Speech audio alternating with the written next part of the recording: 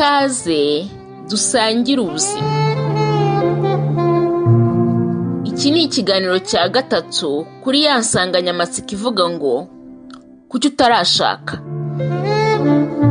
Iki ni kimwe mu biganiro byakunzwe. Ntekereza ko abakunzi b'iki kiganiro bari bagitegereje. Ushize twaraganiriye turibaza ngo ese haba hari imyaka umuntu yagombye kutarenza atarashaka. Ariko nanone wakwibaza ngo niba urukundo rudasaza, buriya se gukunda bigira itariki ntarengwa? Niba utarumvise icyo kiganiro kiracyari ku rubuga rwose ucyumve, cyari cyiza. Dukomeje uyu munsi dusubiza ikindi kibazo. Uyu munsi turaganira ku ngingo ivuga ngo ni ibiki sosiyete nyarwanda itekereza ku batarashaka ariko ibyo batekereza bikaba atari ukuri. Icyambere ni ukumva ko bafite ubusembwa cyangwa igisebo, kumva ko nk'uko nabivuze ari abantu bo kugirirwa imbabazi, bo gushaka uko bafashwa, mbese ko hari ikintu cy'igisembwa kibariho, cy'isoni kibariho, cyangwa cya defo kibariho, kandi numva ko atari byo, kuko ntabwo ari uko necessairement aba ari foto y'uwo muntu, si uko umuntu ataba bishaka, si uko necessairement hari icyo aba yarakoze kugira ngo ntibibe. Rero kumushyiraho igisembwa numva ko atari byo. Numva ko kumwumvisha ko ari foto ye nabyo atari byo. Ikindi ni ukumwumvisha yuko ishyano ryamugwiriye, agombe kuba mbese yagushije ishyano ari ikintu cy'igisembwa, kuri yatangira kwibaza niba hari ikindi kibazo afite. Ikindi ni ugutekereza ko atakontribuye muri sosiyete, kumva ko kuko atabyara, kuko atubaka, kuko atariho kongera sosiyete, ariko navuga hari contribution atari gutanga muri sosiyete. Bakwita igisambo, umuntu utinya responsibility, bakakubwira ko utazabasha kurera ushaje, n'ibindi n'ibindi. Ku bwanjye navuga ko ibyo bitekerezo bihabanye n'ukuri kw'ijambo ry'Imana. Ku bwanjye ntabwo batinze gushaka, ahubwo ni abantu bategereje ubushake bw'Imana n'isaha y'Imana ku gihe yabageneye cyo kubaka urugo. Ibyo bitekerezo rero bituma kenshi sosiyete ihutaza abo bantu, igashobora no gutuma bagubwa nabi, bafata ibyemezo rimwe na rimwe yenda binatunguranye cyangwa se bitari byiza, kubera ko baba bakomeje kubotsa igitutu.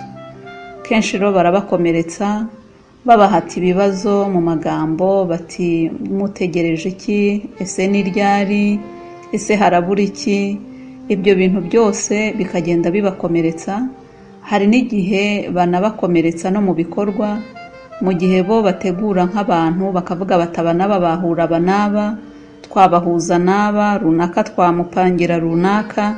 Ibyo bintu byose ni imyitwarire ya sosiyete cyangwa se y'abantu bo babibwira ariko bariho bafasha abo bantu bita ko batinze gushaka.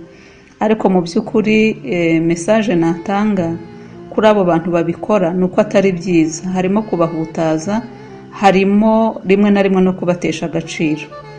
Rero nibaza ko abantu bose bagira imyizerere, imyemerere, indangagaciro za sosiyete runaka, bakagira ibintu bagenderaho bumvikanyeho. Ntabwo ibyo mbihakana, bibaho, ariko kubizera Imana ibyo byose ntabwo byajya hejuru ngo birushe agaciro ubushake bw'Imana. Turavuga n'uburyo bwiza umuntu yahindura imitekerereze tugendeye ku nama abatuganiriza bari buduhe. Mbibutse ko ibiganiro bigamije gutanga uburyo bwiza bw'imitekerereze, kandi bigamije kutwungura twese. Ntabatindiye, dutega amatwi abatuganiriza. Ibyo nabwira sosiyete nyarwanda en general ni uko abantu bose badafite urugendo rumwe mu buzima, kandi ibyo nta kibazo biteye. Ntabwo abantu bose bagomba kugendera kimwe, ngo niba mwaravutse umwaka umwe mwigire rimwe, murangire secondaire rimwe, murangire université. Urugendo rw'umuntu burya ni personnel, nubwo biba bisa nkaho hari bimwe mwakoreye hamwe, ariko bigeraho kubw'imbaraga z'Imana, kubw'umugambi w'Imana, kubw'amasirkonstansi atandukanye y'abantu, si ngombwa ko abantu bakorera ibintu kimwe. Rero iyo conception yo kumva ko umwana kwa kanaka yashatse n'uwanjye agomba gushaka ko bavukiye kimwe cyangwa bari mu rugero rumwe, numva atariyo. Numva ko dukwiye kumva ko buri muntu afite urugendo rwe, buri muntu afite ibyo azabamo bitandukanye n'indi, kandi byose tukabyakira, tukumva ko umuntu wese agaciro katari mu gushaka cyangwa katari no mu mashuri cyangwa ikindi, nubwo nabyo ari byiza tubyifuza ari umugisha, ariko agaciro k'umuntu numva batagashyira aho ngaho. Icya kabiri ni ukwibuka yuko Imana ari igena ibintu byose, niko tubyizera. Ndatekereza abanyarwanda benshi bizera Imana, n'utizera Imana yakamenye ko ubuzima hari ibintu byinshi cyane umuntu adakontorora, ku buryo rero ku etape y'ubuzima iyi n'iyi kuyishyira muri fote y'umuntu biragoye, kuko hari byinshi uretse no gushaka, hari byinshi cyane umuntu adashobora gukontorora. Hari igihe ushobora kurwara, hari igihe ushobora kugira akazi kagoye ko wabona n'abantu, hari ibintu byinshi cyane mu buzima umuntu adakontorora, ku buryo rero twagiye twakira umuntu muri circonstances ze, kandi tukabyakira, tukamukunda, tukamwakira gutyo, tukakira na circonstances ze tuzi ko hari byinshi bigenwa n'Imana, twubaha icyo kintu cy'uko hari byinshi bigerwa n'Imana. Ikindi ni uko umuntu atarashatse ntacyo bibuza cyangwa bihindura kuri kapasite ze, ntacyo bihindura ku bushobozi bwe, yaba mu buryo bw'ubwenge, yaba mu buryo bw'imbaraga, yaba mu buryo bwo kuvumbura, yaba mu buryo bw'impano afite. Ibyo byose nibwira ngo ntawe bihuriye no gushaka. Rero umuntu utarashatse, umuntu w'ingaragu, ashobora rwose gukontribuya muri sosiyete, ashobora kugira ibyo avumbura byiza, ashobora kubera umugisha communauté ye, ashobora kwaporta byinshi, ndetse nanakongeraho ko kuko umuntu akenshi aba afite umwanya mwinshi kurusha wenda abashatse. Hari igihe usanga hari n'ibyo ashoboye byinshi wenda kurusha abashatse, atari uko nesema abishoboye kubarusha, ahubwo afite umwanya mwinshi wo kuba yatanga byinshi birenzeho. Iyo mvuga umwanya wenda n'uwo gusoma, n'uwo kugira wenda abafite abashatse cyangwa abafite abana bashobora kuba uwo mwanya batawufite. Kubw'ibyo rero uwo muntu rwose ashobora gukontribuya, impano afite muri we ntizi ntaho zihuriye n'umugabo no kubyara. Izo mpano zishobora gukomeza zigakora, zikagira icyo zitanga muri sosiyete.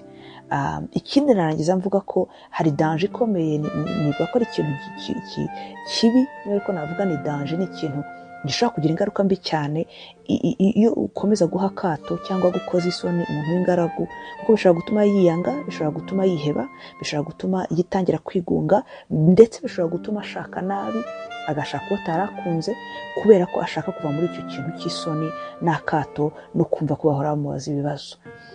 Kandi nyamara ibyo byose by'uburyo sosiyete iri kumupushinga, sosiyete iri kumusunikira kwihutira gushaka, usanga bidahagaze mu kuri, atari uko biri fonde mu kuri. Yego bishobora kuba bihagaze mu bushake bwiza n'urukundo, ndetse abantu bamukunda, ariko gukomeza kubishyiraho igitutu bishobora gutuma umuntu agira byinshi akora cyangwa agira ukuntu kwinshi yiyumva kutari ko, kutamusunikira rero mu kwiheba, mu gufata amadesiziyo atariyo, kugira ngo ave muri iyo presiyo.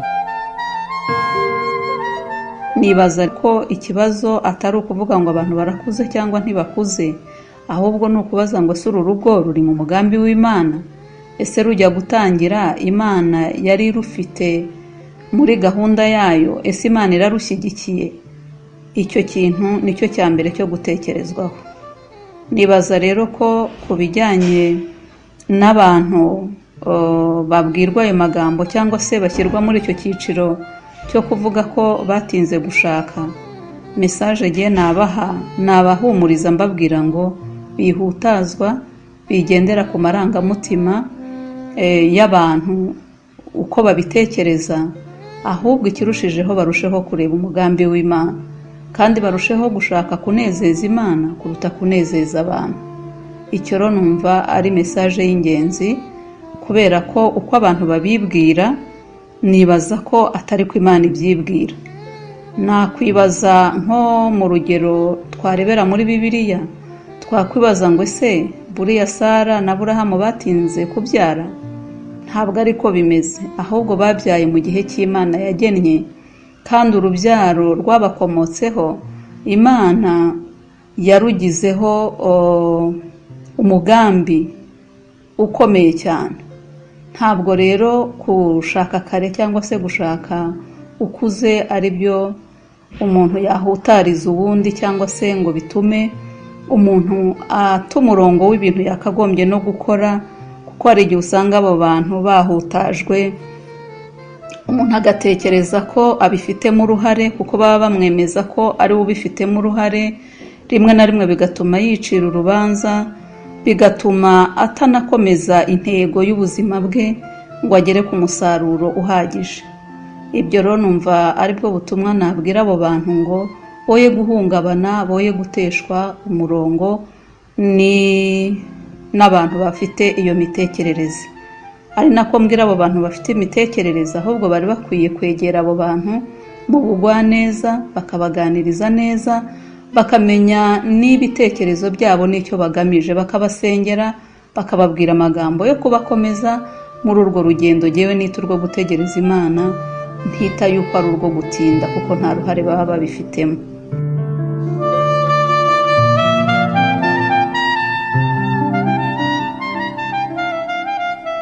Icyo navuga ni ukubaha agaciro no kubakunda, kubera ko ari abantu. Gukunda uyu muntu no kumuha agaciro gusa kubera ko ari umuntu. Kubera ko buriya hari igihe tubwira abantu ngo turabakunda, ko ari ab'agaciro. Niba ari ababyeyi nibo cyane cyane bikunze gushyikira gukosa muri ibi bintu. Umwana aravutse, turamwishimiye, arakuze, dukomeje kumubwira ko ari umwana mwiza, ari umugisha Imana yaduhaye, tukamukorera za aniveriseri tumubwira rwose ko ari uw'agaciro, agakura akiga amashuri akayarangiza tukimubwira ko ari uw'agaciro. Hanyuma iyi gahunda yo gushaka yazagera itahita ikunda muri cya gihe twabitekerezagamo, ukabona nyine ijisho rirahindutse, imvugo irahindutse, dutangiye kumutekerezamo ikibazo, tutagiye kumutekereza nk'aho ari ikibazo. Kuba nyine ari aho ngaho adashatse ni ikibazo. Rimwe na rimwe bikaba byavamo n'imvugo mbi, cyangwa bitaba imvugo mbi bikaba ijisho rimeze ukuntu, imvugo imeze ukuntu. Ibyo rwose buriya uyu muntu biba bimwoherezamo imvugo yo kumwica, kubera ko nawe urabyumva nyine, biba bimwereka ngo kirya gihe cyose mwambwiraga ko ndi uw'agaciro muri za aniveriseri, mu gihe navukaga, mu mafoto mwanyeretse ukuntu mwari munyishimiye, hanyuma ubu gushaka byatinze mukaba mundeba nk'ikibazo, bivuze ngo burya na kirya gihe si jye mwari mukunze, ahubwo hari ibintu bimeze nka anekise, bimeze nka atachment mwambonagamo hirya inyuma, mukandeba ariko hirya wenda mu mitima yanyu no mu bitekerezo mutabizi, mu by'ukuri ari ibyo bintu bimfasheho mwishimiye yuko ubwo niba ari umwana azakura yashaka akongera amaboko mu muryango, akazana ishema mu muryango, nyine mukishimira yuko umwana wanyu nyine yabahesheje ishema, yazanye undi mwana, dore ko n'umukwe nawe ari umwana cyangwa umukazana, akabungura undi muryango, dore ko ubwo muba mubonye nyine ba mwana mukabona indi miryango. Cyangwa se gushaka nabyo burya hari ukuntu rimwe na rimwe byongera ubutunzi mu muryango, n'ibindi. Biba bigaragaye ngo uyu muntu iyo tutangiye kumureba nk'ikibazo kubera ko atarashaka, biba bigaragaye ngo burya siwe twari dukunze, siwe twari duhaye agaciro, siwe twari dukunze, twari dushyize agaciro n'urukundo muri bya bintu bimufasheho, kuko ubwo byabuze twakamwatse.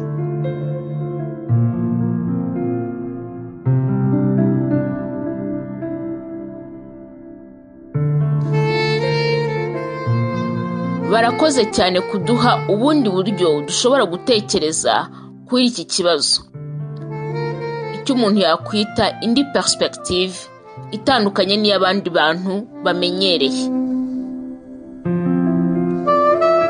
Guhindura perspective cyangwa se uburyo bwo kubona ibintu bishingira cyane ku buryo dusanzwe twumva ubuzima.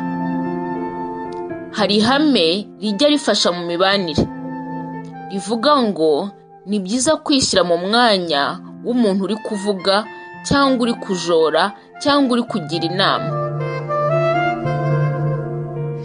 Irindi hame ryiza twatekerezaho ni ukubasha kuvuga ngo nubwo natekerezaga gutya ariko ngize ibindi bintu nakumva nabasha guhindura imitekerereze.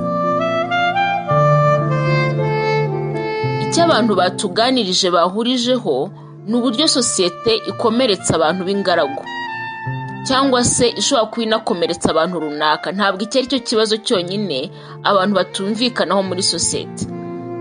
Harimo abatinda kubona urubyaro cyangwa ntibarubone, ndetse n'ibindi bibazo duhura nabyo. Ariko uburyo sosiyete ibyitwaramo ishobora kugira abantu ikomeretsa. Ushobora gukomeretsa umuntu kubera kutabizi, cyangwa hari wagambiriye kumubabaza, igihe umubabaro w'abandi wowe ukuzanira umunezero. Hari n'abandi bantu bahabwa agaciro no kumva bafite ko hari abo bafite ibyo barusha. Ugasanga ubayeho wigereranya, noneho wabona hari abo urusha akaba ari bwo wishima. Ariko nkwibutse ngo ubuzima ntabwo ari irushanwa.